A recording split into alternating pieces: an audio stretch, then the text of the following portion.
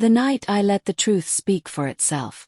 It was a crisp, cool evening in mid-October when my friend Daniel texted me. He was organizing a small get-together at a sleek rooftop lounge in the heart of the city, a place known for its panoramic skyline views and craft cocktails. Honestly, I wasn't in the mood. I'd been dragging through the week, weighed down by stress and an unsettling restlessness I couldn't quite name. Still, I figured maybe a night out would lift my spirits at least for a while. I told myself I'd just show up for a drink or two and head home early.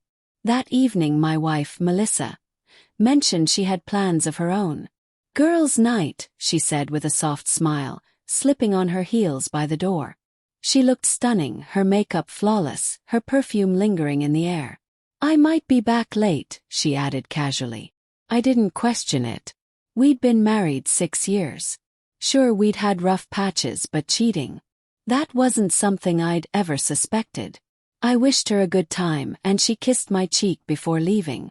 Later, I arrived at the rooftop lounge, where the energy was infectious. The place buzzed with life. Clinking glasses, bursts of laughter, the low thump of music weaving through the night air. I greeted Daniel and mingled with the others, doing my best to keep my mood light. But after a while, the crowd felt suffocating. I needed a breather and decided to grab a drink at the bar. That's when it happened. As I moved through the throng of people, I froze mid-step. There, just a few feet away, was Melissa. She wasn't with her co-workers. She wasn't surrounded by her usual circle of friends. Instead, she was standing intimately close to another man, tall, well-dressed, and far too comfortable with her. Her hand rested on his chest, fingers playing with the buttons of his shirt as they laughed softly, their faces mere inches apart. The way she looked at him, eyes shimmering with warmth and something deeper, shattered me. It was the same look she once reserved for me, back when we were younger, when love was fresh and effortless. I felt the air leave my lungs. My hands trembled as I pulled out my phone, slipping behind a large potted plant nearby, the leaves hiding me from view.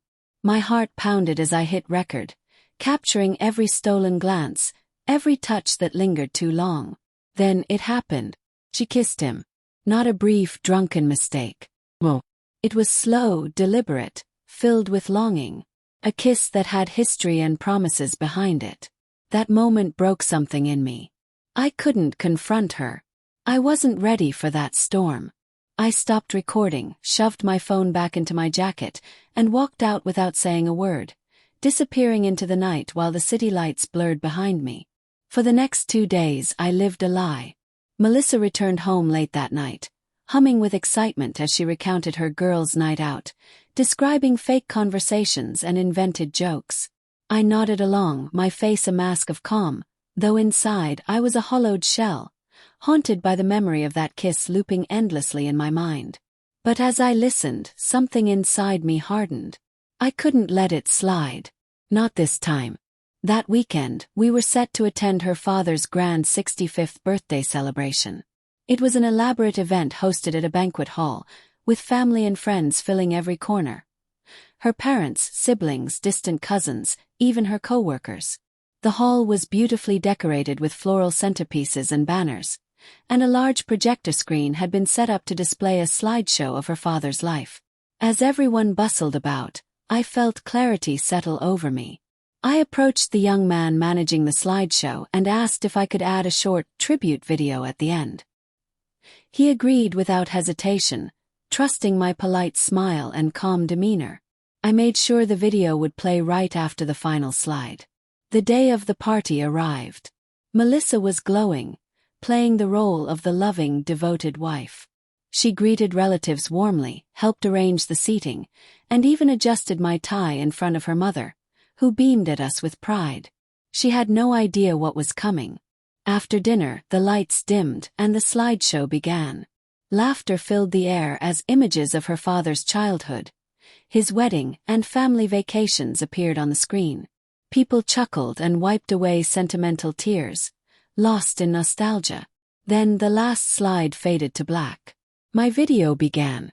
At first, it looked like an ordinary phone recording, slightly shaky, dimly lit. The room murmured, confused. Then the image became clear. Melissa at that rooftop bar laughing with that man. Her arm draped around him, her face aglow with affection. Gasps rippled through the crowd. And then came the kiss. That unmistakable, lingering kiss. The room fell into a suffocating silence. You could hear a pin drop. Her mother's hand shot to her mouth as she let out a choked cry. Her father's face darkened, his joyful expression hardening into something cold and devastated. Melissa sat frozen, her face drained of color, her eyes wide with terror. Her father's voice broke the stillness, low, firm, deadly serious. "Melissa, is this true?" She stammered, unable to form words, her mouth opening and closing helplessly. I stood up slowly, adjusting my jacket with deliberate calm, and locked eyes with her. "This," I said, my voice steady and even, "is what really happened on her ladies' night." Without another word, I nodded respectfully to her father and walked out, leaving behind a banquet hall filled with stunned, horrified faces. That night, I received a text from her father, long, heavy, filled with sorrow. He apologized deeply for what I'd endured, thanking me for exposing the truth. He said he never imagined his daughter capable of such betrayal and expressed his shame. I didn't reply. I didn't need to. By morning, I'd packed my belongings and left the home we once shared. Melissa called and texted repeatedly, begging for a chance to explain. She blamed the alcohol, called it a mistake, swore it was meaningless. But I wasn't interested in hearing excuses. Some betrayals leave scars too deep for forgiveness. I realized something important in all of this. You don't always need to raise your voice or fight to make your point. Sometimes the quiet, undeniable truth, revealed at just the right moment, echoes louder than anything else. And in that silence you find your freedom.